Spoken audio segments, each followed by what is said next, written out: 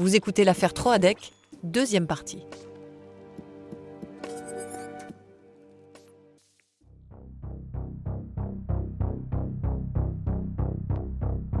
Il part en fin d'après-midi de Pont-de-Buis. Il faut savoir qu'il y a à peu près 3 heures de route. Donc il arrive aux alentours de 22h, 23h sur la commune d'Orvaux. Il va raconter qu'il est venu espionner les Troadec à leur domicile. François Rousseau, journaliste et auteur de Pour tout l'or du monde. Il est avec un stéthoscope autour du cou pour mettre devant la porte d'entrée des Troadec et pouvoir entendre les conversations et voir s'ils parlent de l'or. Il a un bloc-notes pour noter les informations qu'il va pouvoir trouver. Anaïs Denay, journaliste et autrice de Troadec et moi. Il a un appareil photo, il observe beaucoup de l'extérieur, il est assez agité. Il rentre, il sort du jardin. Et puis finalement, il finit par se poser dans un coin du jardin.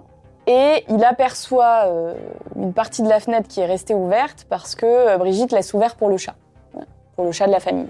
Et donc c'est par là qu'il va rentrer, par la buanderie. Tout en ayant à l'esprit qu'il veut rentrer pour faire un double de clés.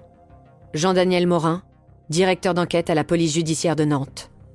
Pour pouvoir revenir plus tard pour chercher des éléments qui lui permettraient de confirmer le vol commis par Pascal Troadec. Et puis à un moment donné, il considère que les uns et les autres dorment. Et pour s'en assurer, il va couper le compteur électrique. Il va couper le courant dans la maison pour voir si cette coupure de courant provoque quelque chose.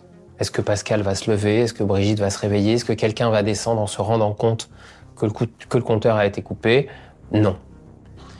Et il va faire du bruit. Ça va réveiller le couple, qui selon lui serait descendu avec une lampe torche à la main, puisqu'il n'y avait plus d'électricité. Et il dit qu'il s'est retrouvé nez à nez avec son beau-frère Pascal Troadec. Il va indiquer que Pascal Troadec aurait pris un pied de biche en descendant. Pascal Troadec aurait déclaré « je vais te tuer ». Donc là va s'engager une bagarre ou un duel en tout cas. Pascal lui a donné un coup dans les côtes, lui a retiré l'objet des mains avant de le retourner contre lui. Il a commencé à frapper Pascal, à frapper Brigitte. Le fils Sébastien serait sorti de sa chambre réveillé par le bruit. Il aurait reçu aussi des coups. Et puis ensuite, il aurait frappé Charlotte. Et il va faire le récit devant les enquêteurs d'une succession de luttes individuelles, sanglantes, d'une violence inouïe. Et l'épilogue de cette scène, c'est que les 4 membres de la famille Troadec sont morts au sol. Hubert Kawissin va constamment expliquer que s'il tue, c'est parce que il est aux prises avec ces 4 personnes ensemble. Thierry Fillon, avocat d'Hubert Kawissin. Et que c'est lui ou eux, puisqu'il prétend que Pascal lui voulait du mal en l'ayant découvert dans leur maison. Cette scène d'horreur, elle a toujours posé question. Comment un homme seul a-t-il pu maîtriser 4 adultes en pleine nuit, sans que personne n'entende rien? Personne n'a cherché à s'enfuir. Personne n'a passé un coup de téléphone pour demander de l'aide.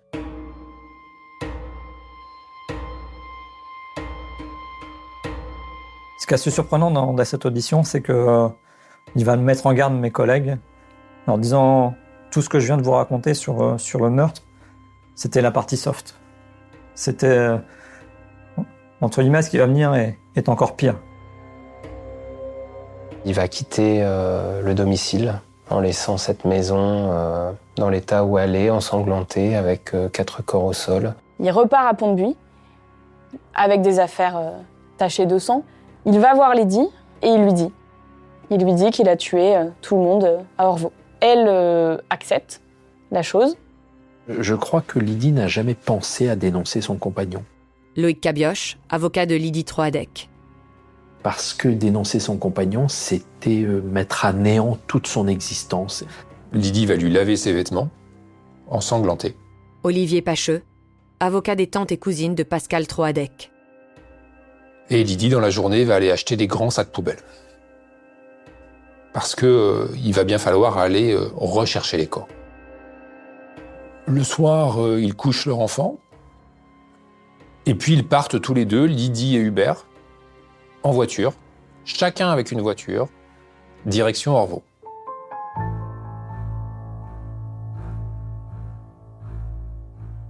Hubert va rentrer seul, dit-il, dans cette maison.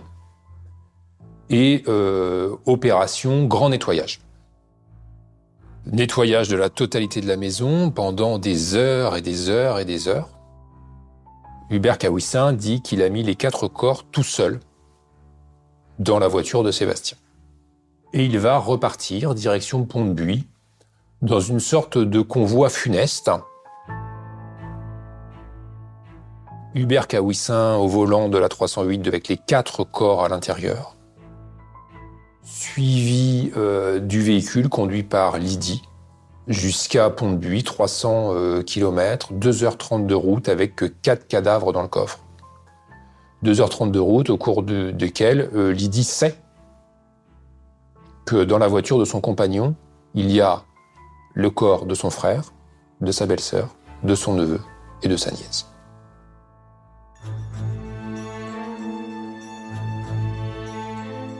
Et quand ils reviennent à Pont-de-Buis, en fait, Hubert va dire à Lydie que c'est lui qui va s'en occuper, seul, qu'il faut que leur fils ne voie pas, qu'il soit tenu à distance. Donc il lui demande d'aller marcher avec l'enfant. Et lui va s'occuper des corps, notamment dans une dépendance qui est à l'arrière de la ferme. Et donc il va procéder à leur démembrement, il va les découper, il va les brûler, il va les mettre dans la chaudière. C'est une opération d'anéantissement des corps. Même dans la mort, cette famille n'existe plus.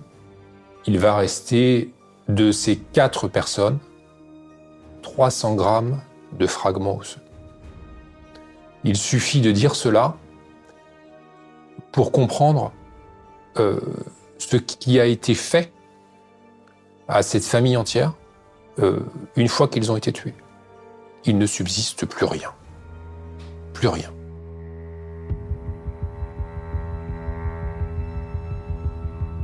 Il n'est plus normal, il n'est plus dans la normalité. Il est à côté de lui-même parce que sinon, d'ailleurs, il ne pourrait pas faire ça. On voit bien que c'est un exercice totalement inhumain de faire ce qu'il fait, à démembrer ses corps, et qu'à ce moment-là, c'est une sorte de survie et qu'il cherche en fait à annihiler tout ce qui s'est passé depuis 48 heures.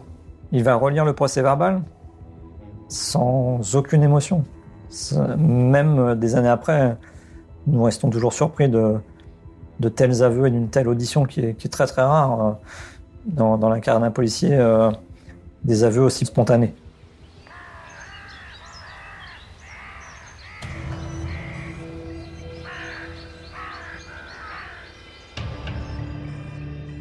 Quand nous retournerons avec les magistrats instructeurs et M. Kawissin, on va s'apercevoir de l'étendue de la propriété. C'est immense et nous allons passer 2 jours à rechercher tous les éléments que nous pouvons récupérer et récolter. Monsieur Kawissin va nous désigner des restes humains qu'il a disséminés un peu plus sur les ronciers, au-dessus de nos têtes. Au bout de 2 jours de recherche sur place, nous retrouvons un 379 fragments de peau ou de corps. Malheureusement, il nous manque certains éléments. On ne va pas retrouver ce pied de biche qui est l'arme du crime. Deuxième frustration, les crânes. Et troisième frustration, les questions qui restent en suspens à cause de ça. C'est vraiment l'horreur la plus indicible et la plus absolue. Et pour les familles des parties civiles, c'est une souffrance qui n'a pas de nom.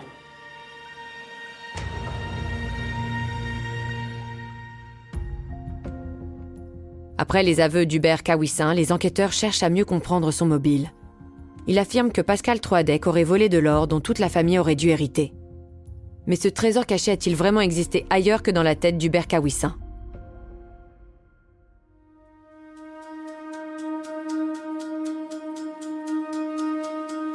Pascal Troadec aurait volé ces fameuses pièces d'or et ces lingots d'or qui auraient été découvertes par le père de Pascal et de Lydie.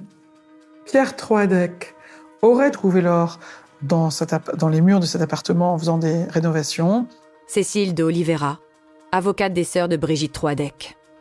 Il l'aurait alors caché dans sa maison à Guipava dans une remise. Il a raconté à son épouse Renée qu'il aurait trouvé de l'or.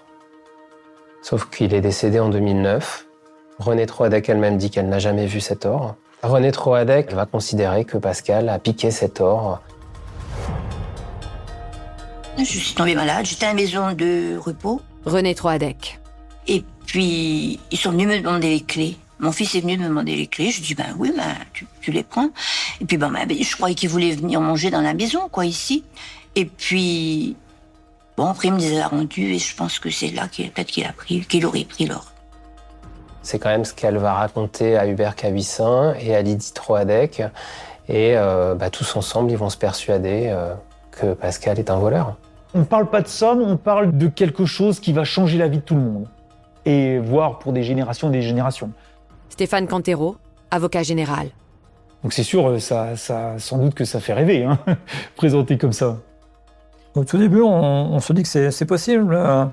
Nous allons faire des recherches même auprès de la Banque de France, savoir si de l'or a pu être égaré en rade de Brest. Nous apprenons que oui, ça peut être le cas. L'histoire du magot se rattache à un fait historique extrêmement précis. Alain Boulaert, historien. Qui est le passage par Brest de centaines de tonnes d'or au moment de la Seconde Guerre mondiale. En effet, l'idée est de rapatrier au maximum l'or de la Banque de France. Cette évacuation de l'or va se faire le 18 juin 1940 même, quand les Allemands sont déjà rentrés en France. Il va y falloir acheminer à peu près 700 tonnes d'or vers les bateaux qui sont mouillés dans l'arsenal de Brest. Et donc, en déchargeant, par une erreur de manipulation, il y a une des caisses de 50 kilos qui tombe à la mer. Ça, c'est une réalité historique. Au lendemain de la guerre, on va envoyer des plongeurs, des mineurs, et n'ont pas retrouvé cette caisse d'or. Alors, des habitants de Brest racontent que des gens ont plongé, ont retrouvé de l'or et l'ont caché. Et c'est peut-être cet or qu'un jour, Pierre Troadec, le patriarche, aurait retrouvé dans son immeuble. Pascal l'aurait accaparé, sans le dire à personne, et donc qui aurait spolié, en réalité, Renée et Lydie de cette partie de la fortune familiale.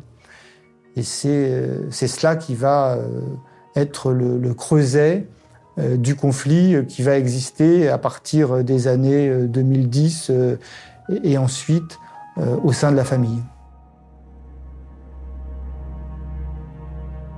Hubert Cahuissin et Lydie Troadec sont systématiquement dans le besoin de recherche d'informations, d'éléments pour prouver le vol.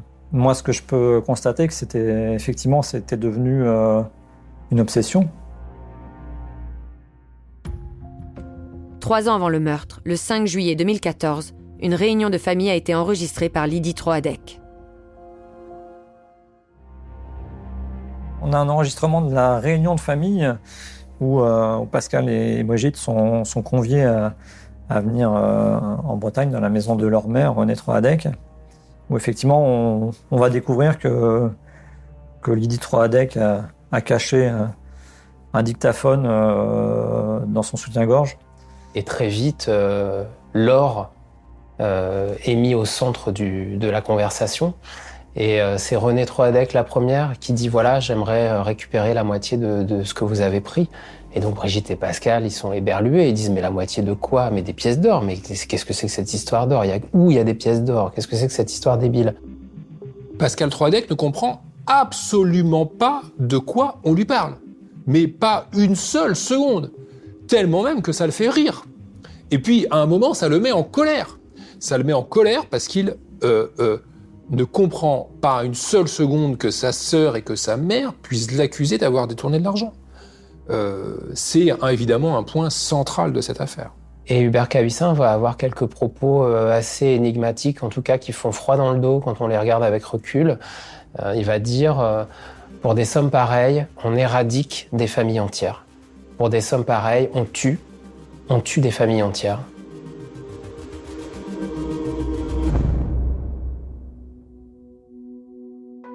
On va chercher en Andorre, à Monaco, s'il n'y a pas de l'argent, de l'or qui a été placé par cette famille. Et il y a une seule réponse à cette multitude de recherches lancées, c'est que les Troadec ne disposaient pas d'or, que les Troadec n'avaient aucun compte en Suisse, ni à Monaco, ni en Andorre.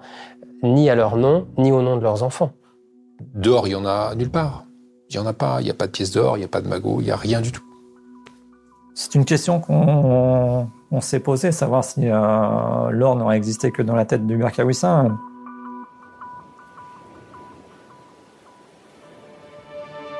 Hubert Kawissin, c'est un sujet assez solitaire, assez fragile, assez sensible. Daniel Zagouri, expert psychiatre de l'affaire. Qui va progressivement développer cette conviction que son épouse a été spoliée et donc il y avait tous les éléments d'un délire d'interprétation donc fondé sur des non pas sur des hallucinations mais sur des interprétations. Tout ce qui pouvait laisser à penser que les Troadec s'étaient enrichis sur son dos à lui venait alimenter sa paranoïa. Parce que si Pascal part en vacances et envoie une carte postale de Barcelone, on va dire que c'est pour provoquer. Et que d'ailleurs, s'ils sont partis à Barcelone, c'est qu'ils ont gagné beaucoup d'argent. S'ils disent qu'ils sont passés à Monaco, ils sont passés à Monaco, c'est pour cacher de l'argent. Donc ça va entretenir, faire fleurir ce délire chez Hubert particulièrement.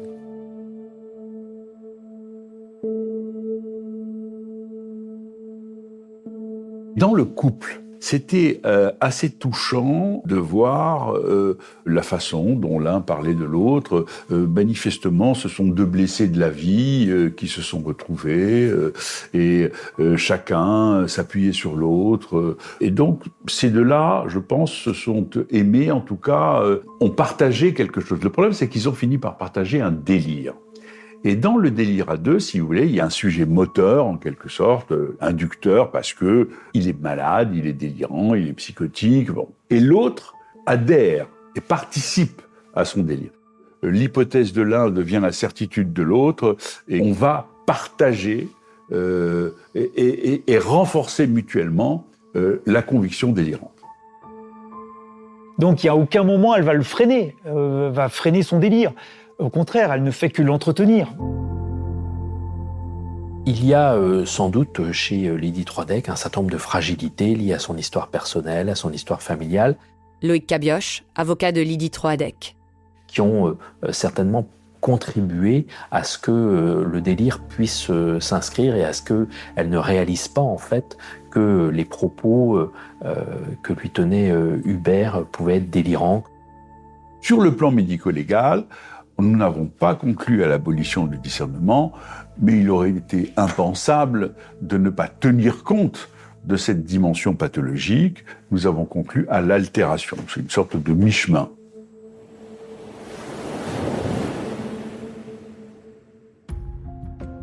La cour d'assises va-t-elle tenir compte de cette altération dans son jugement ? C'est tout l'enjeu du procès qui s'ouvre à Nantes, plus de 4 ans après le quadruple meurtre.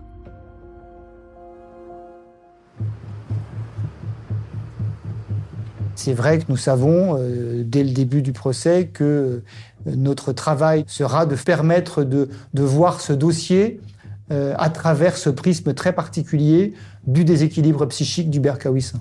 C'est un procès très lourd. C'est un procès sans larmes.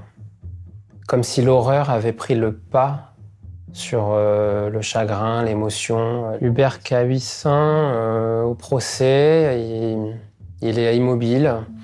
Il est assis, il a la tête baissée, il est froid, il répond aux questions, il regarde pas vraiment dans les yeux et il donne beaucoup de détails. Je dirais que le délire apparaît renforcé, encore plus clair. Daniel Zagouri, expert psychiatre de l'affaire. Et avec cette conviction qu'il ne pouvait pas agir autrement que d'aller y voir. Alors, attention, il ne dit pas « je ne pouvais pas faire autrement que de les tuer ». Il dit « je ne pouvais pas faire autrement que d'aller vérifier ce qui se passait avec une conviction non seulement intacte, mais renforcée ». Lydie Troadec dit que pour elle, non, elle est sûre que ça n'a jamais existé maintenant. Voilà. Qu'elle a réfléchi depuis. Eh bien, elle va ouvrir les yeux et se rendre compte de l'énormité du délire dans lequel elle s'est retrouvée emmenée. Lydie n'est pas le personnage central de ce délire à deux. Et lorsqu'on sépare les protagonistes, eh bien, l'autre finit par prendre de la distance. Et c'est ce qui s'est passé avec Lydie, qui avait fini par considérer ces idées comme ce qu'elles sont, c'est-à-dire comme des idées imaginaires et délirantes. Nous, on demande de prononcer le maximum des peines encourues. Stéphane Cantero, avocat général. C'est-à-dire la perpétuité pour Hubert Kawissin et le maximum 3 ans ferme contre Lydie Troadec. J'ai imploré les jurés de prendre en compte cette situation très particulière d'un homme qui en réalité souffre d'une pathologie psychique grave. Thierry Fillon, avocat d'Hubert Kawissin. À ce moment-là, cette paranoïa enfermait totalement Hubert Kawissin dans un monde qui n'était pas notre monde. Et à partir du moment où il ne bénéficiait pas de toutes les capacités d'analyse, de jugement pour régler ses actions et son comportement, il méritait bien évidemment qu'on ne le juge pas comme une personne normale qui aurait peut-être été habitée par la haine justement pour commettre le mal. Et Hubert prend la parole aussi à la toute fin de ce procès pour dire, voilà, il demande pardon à chaque membre de la famille. Pardon pour Charlotte, pardon pour Sébastien, pardon pour Brigitte et pardon pour Pascal.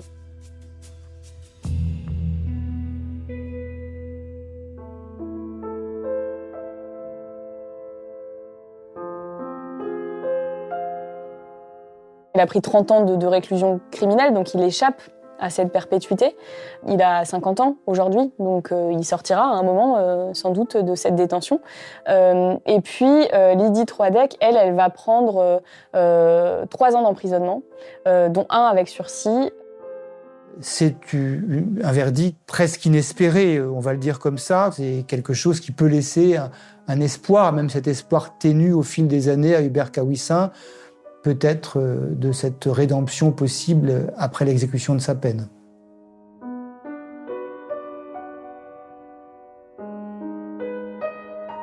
C'est une histoire absolument sanglante, tragique et d'une très grande tristesse qui a provoqué énormément de souffrance. Quelque part, c'est le nom Troadec qui est rayé de la carte.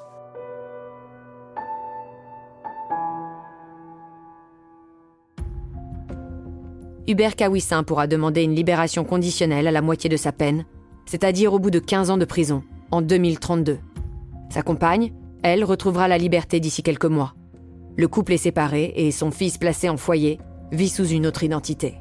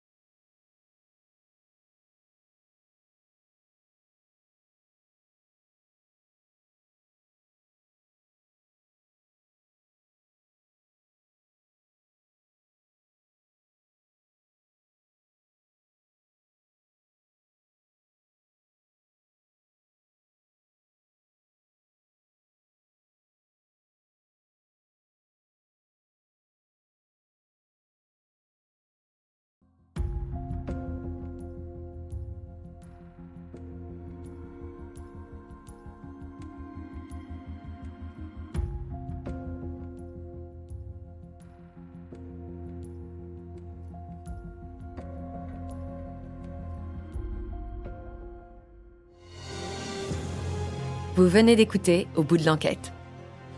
Si vous avez aimé ce podcast, vous pouvez vous abonner sur votre plateforme de podcast préférée et suivre Initial Studio sur les réseaux sociaux. Au bout de l'enquête est un podcast coproduit par Initial Studio, Enibas Productions et France Télévisions, adapté de l'émission audiovisuelle éponyme produite par Enibas Productions et France Télévisions. Un épisode écrit et réalisé par Nathalie Mazier. Vous pouvez retrouver l'émission Au bout de l'enquête sur France 2 ou en replay sur France TV. Production exécutive du podcast, Initial Studio. Production éditoriale, Sarah Koskiewicz et Astrid Verdun, assistées de Marie Agassan et Cypriane Ligère. Montage, Joanna Lalonde. Avec la voix de Julie Drey et Marie Drucker.